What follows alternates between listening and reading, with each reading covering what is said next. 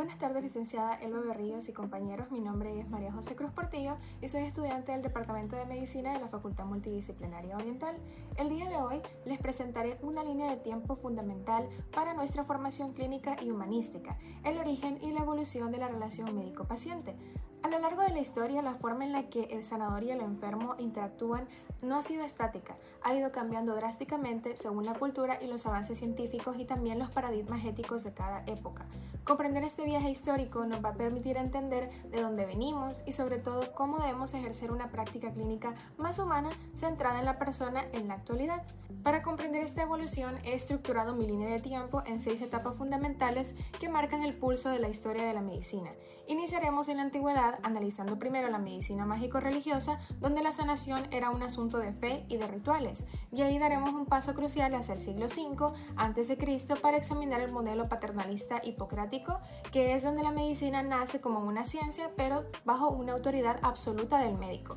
Luego avanzaremos hacia la modernidad en los siglos XIX y XX para detallar el modelo biomédico, una era de gran éxito técnico pero de mucha frialdad humana. Vamos a ver cómo esto provocó una crisis que dio lugar a mediados del siglo XX a la emergencia del modelo biopsicosocial, donde por fin empezamos a integrar la mente y el entorno social en la consulta. Finalmente vamos a llegar a la época contemporánea, donde vamos a analizar el nacimiento de la autonomía del paciente y a finales del siglo XX y cerraremos en nuestro siglo XXI con el enfoque centrado en la persona. En cada una de estas 6 etapas que ven en la pantalla me voy a detener a explicar cuál es el rol del médico, cuál es el rol del paciente, cómo es la comunicación entre ambos y qué valores éticos predominaban. Esto nos va a permitir ver cómo hemos pasado de tratar enfermedades a cuidar personas. Empezando con la primera época tenemos a la medicina mágico-religiosa que ocurrió en la prehistoria y en las culturas antiguas. En este periodo la enfermedad no se entendía como un fallo orgánico o como un fallo biológico, sino como un fenómeno espiritual. Había un desequilibrio con las fuerzas de la naturaleza o también el cosmos. Analicemos los componentes de esta relación. En primer lugar tenemos el rol del médico. En esta era la figura del sanador recaía en un chamán, en un brujo o un sacerdote. Él no era un científico sino un intermediario sagrado entre el mundo terrenal y el mundo divino. Su poder curativo provenía del conocimiento que tenía de rituales, acerca de los dioses o también de espíritus. En segundo lugar tenemos el rol del paciente. El enfermo era un sujeto completamente pasivo, se le consideraba una víctima, ya que ya sea de un castigo divino por haber pecado, de una posesión demoníaca o también de la ruptura de un tabú en la comunidad. El paciente no tenía ni voz ni voto sobre su padecimiento, solo sufría las consecuencias. En cuanto al tipo de comunicación, esta era estrictamente directiva y ritualista, no existía un diálogo clínico y el chamán o sacerdote imponía las pautas, los cantos, los rictos, las pócimas y el paciente obedecía con temor reverencial sin cuestionar absolutamente nada. Por último, tenemos los valores éticos predominantes. La ética en este momento no se basaba en la autonomía individual, sino en el cumplimiento de las normas sagradas y en la preservación del orden cósmico y comunitario. Sanar al individuo era en realidad reconciliar a la comunidad con los dioses. Como futuros médicos, es vital reconocer que este modelo, aunque fue lejano, dejó una huella profunda. La idea del médico como una figura de autoridad total y la tendencia del paciente a adoptar un rol sumiso. Una dinámica que tardaría siglos en cambiar, empezando con la llegada de la medicina hipocrática. Avanzamos en nuestra línea de tiempo y nos situamos en la antigüedad clásica, entre el siglo V a.C. y el siglo II de nuestra era, con la llegada de Hipócrates y Cos, más adelante de Galeno de Pérgamo. La medicina aquí vive su gran revolución. Se separa de la magia y de los templos para convertirse en una disciplina basada en la observación de la naturaleza y en el estudio del cuerpo humano. Sin embargo, es aquí donde se considera el llamado modelo paternalista hipocrático. Analicemos cómo se configuraba la relación clínica en este periodo. Tenemos el rol del médico. El médico pasa a ser una figura de autoridad sabia, técnica y benévola. Se le compara con la figura de un padre. Su misión es hacer el bien y devolver la salud al enfermo basándose en su conocimiento técnico, o sea, la teoría de los humores. El médico sabe qué es lo mejor para el paciente y asume con total responsabilidad curarlo, pero sin tomar en cuenta en absoluto la opinión o los deseos del enfermo. Ahora tenemos el rol del paciente. El paciente es el enfermo pasivo y obediente. En esta analogía familiar, el paciente es visto como un hijo menor de edad o un incapaz moral sobre su propia salud. Su único deber es confiar ciegamente en el saber del profesional y también acatar sus órdenes para poder sanarse. En cuanto al tipo de comunicación, esta era estrictamente vertical y autoritaria, aunque compasiva. El médico no dialogaba para negociar un tratamiento, sino que hablaba para prescribir. Dictaba lo que se debía de hacer desde una posición de superioridad intelectual, esperando completamente que el paciente fuera sumiso, pero siempre guiado por el deseo genuino de ayudarlo. En cuanto a los valores éticos predominantes, esta época está marcada por el principio de beneficencia absoluto. La máxima de la medicina hipocrática se resume en una frase de su juramento, la cual decía: someteré al enfermo al régimen que le sea más útil. El valor ético supremo era hacer el bien y evitar el daño, pero bajo el criterio exclusivo del médico. Aquí nace el juramento hipocrático, que es el primer gran código ético de nuestra profesión. Para nuestra formación actual es fundamental entender el modelo paternalista. Fue un avance gigantesco porque humanizó el trato y también buscaba el bienestar del paciente, pero introdujo un sesgo que duraría siglos: anular por completo la libertad de elección del enfermo. Una dinámica de obediencia ciega que se profundizaría aún más con la llegada de la tecnología moderna. Damos un gran salto en el tiempo para adentrarnos en la modernidad, específicamente durante los siglos XIX y XX, con el nacimiento de la microbiología, la patología celular y el desarrollo de tecnologías como la radiología.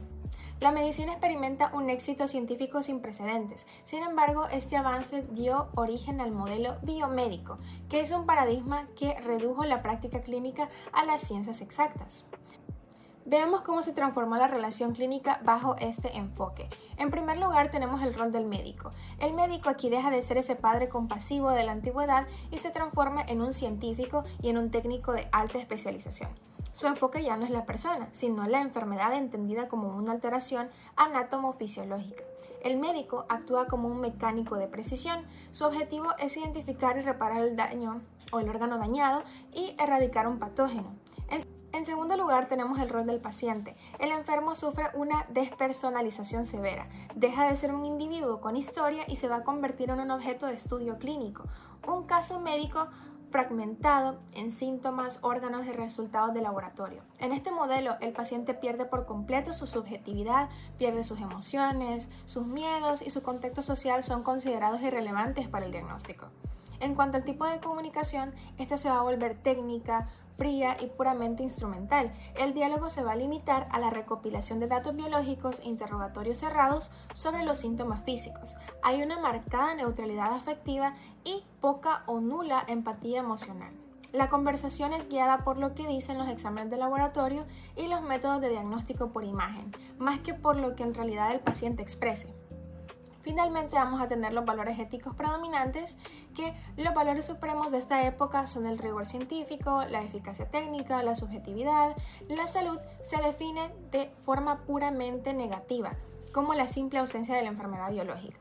Cumplir con esta ética significaba aplicar el tratamiento correcto basado en la evidencia de la época, sin importar cómo se sintiera humanamente el paciente. Para nuestro desarrollo como futuros profesionales, el modelo biomédico nos heredó las herramientas científicas que hoy salvan millones de vidas, pero a un costo muy alto, que es la fragmentación del ser humano y el distanciamiento afectivo que ocurre en las consultas, un error histórico que la medicina de finales del siglo XX intentaría reparar con urgencia. Como respuesta a esta deshumanización del siglo XIX y principios del siglo XX, llegamos a mediados del siglo XX con la emergencia del modelo biopsicosocial. Este hito, consolidado finalmente por el psiquiatra George Engel en 1967, marcó un antes y un después en la antropología médica, al recordarnos que la salud y la enfermedad no ocurren en un vacío biológico, sino en una persona compleja. Ahora analicemos los nuevos ejes de esta relación clínica. Tenemos primero el rol del médico. El médico evoluciona y se convierte en un profesional integral. Ya no está limitado a ser un mecánico de órganos dañados como antes. Ahora entiende que para curar el cuerpo debe de comprender también la mente y el entorno social del individuo. El médico asume una postura de escucha y análisis de los determinantes sociales de la salud. El rol del paciente. El enfermo deja de ser un objeto fragmentado y es reconocido como un ser biopsicosocial. Se comprende por fin que su entorno familiar, su situación económica, sus niveles de estrés y sus emociones incluso influyen directamente en la aparición, en la evolución y la superación de su padecimiento. El paciente recupera su identidad y su historia de vida en el cubículo clínico. Ahora, en cuanto al tipo de comunicación, esta va a dejar de ser un interrogatorio frío y se transforma en una comunicación más abierta, más empática, también bidireccional. El médico ya no solo pregunta dónde te duele, sino también cómo te sientes, cómo es tu vida en casa. Se establece un diálogo donde las viviendas del paciente son tan valiosas para el diagnóstico, tanto como un examen de laboratorio. En cuanto a los valores éticos predominantes, este paradigma introduce los valores de integridad, compasión y una visión holística del ser humano. El acto del médico vuelve a ser un acto profundamente humanitario, guiado por el principio de que no existen enfermedades, sino personas que se enferman. Para nosotros, el modelo biopsicosocial es la piedra angular de nuestra formación clínica. Nos enseña que la excelencia médica siempre debe de ir de la mano con una sensibilidad humana. Sin embargo, a pesar de este gran avance en la comprensión del enfermo, todavía faltaba dar un paso crucial: reconocer legal y éticamente la libertad del paciente para decidir sobre su propio destino, algo que veríamos consolidarse en las siguientes décadas. Hacia las últimas décadas del siglo XX, la relación del médico-paciente experimenta su transformación ética y jurídica más radical: el nacimiento de la autonomía del paciente, impulsado por movimientos de derechos civiles, declaraciones informacionales posterior de la Segunda Guerra Mundial y el auge de la bioética. El enfermo deja de ser un sujeto tutelado para convertirse en un ciudadano pleno. Tenemos el rol del médico. Este sufre una transformación horizontal. El médico va a dejar de ser un juez absoluto, lo que es bueno para el enfermo, y ahora adopta un rol de asesor experto y de consultor de la salud. Su deber es diagnosticar y proponer las mejores opciones de tratamiento basados en la evidencia, explicar pronósticos y de manera obligatoria respetar las decisiones de la persona, incluso si no está de acuerdo con ellas. En cuanto al rol del paciente, este se emancipa por completo. El paciente ya no es el hijo menor de edad del modelo hipocrático que anteriormente vimos, ahora es un ciudadano con derechos y un sujeto autónomo, con la plena capacidad legal y moral de decidir sobre su propio cuerpo, su salud y su vida. Su voluntad es el eje sobre el que gira el acto médico. En cuanto al tipo de comunicación, se vuelve democrática y contractual. El monólogo del médico se transforma en una deliberación conjuntiva. Este periodo es donde nace el consentimiento informado, un documento y un proceso clínico obligatorio donde el médico explica detalladamente los riesgos, los beneficios y las alternativas de un procedimiento, y el paciente, de forma libre y voluntaria, firma si está de acuerdo. En cuanto a los valores éticos predominantes, aquí el eje ético se desplaza, aunque la beneficencia sigue presente. Ahora se va a subordinar al principio de la autonomía. Como futuros profesionales de la salud, comprender el nacimiento de la autonomía nos confronta con la realidad de nuestra práctica diaria. Nos enseñan que la medicina no es solo un acto de beneficencia técnica, sino un acto de respeto legal y de moral hacia el prójimo. Sin embargo, el puro respeto a la autonomía a veces corría el riesgo de volverse frío o puramente legalista a través de un papel firmado. Por eso la medicina actual dio un paso más hacia el enfoque que veremos a continuación. Finalmente entramos en pleno siglo XXI, la era de la medicina contemporánea y el enfoque centrado en la persona. Este modelo supera el frío legalismo del consentimiento informado y busca una verdadera alianza humana. Ya no vemos al paciente solo como un cuerpo enfermo, ni tampoco como un simple cliente que firma un contrato. Lo vemos como un humano integral en constante diálogo con su entorno. En la práctica clínica actual, la relación se define por los siguientes pilares. Tenemos primeramente el rol del médico. Aquí nos transformamos en un aliado o un facilitador del bienestar. El médico contemporáneo no impone su voluntad, tampoco se distancia del dolor, sino que acompaña al paciente en su proceso de salud-enfermedad y además entiende que la salud es compleja y por ello trabaja de forma colaborativa e interdisciplinaria con psicología, con nutrición, con enfermería y trabajo social. En cuanto al rol del paciente, se convierte en un corresponsable de su propia salud. El paciente ya no es un espectador, es un actor clave. Reconocemos que aunque el médico es el experto en la enfermedad, desde el punto de vista científico, el paciente es experto en su propia vivencia de la enfermedad, cómo el dolor afecta su día a día, sus metas y su vida.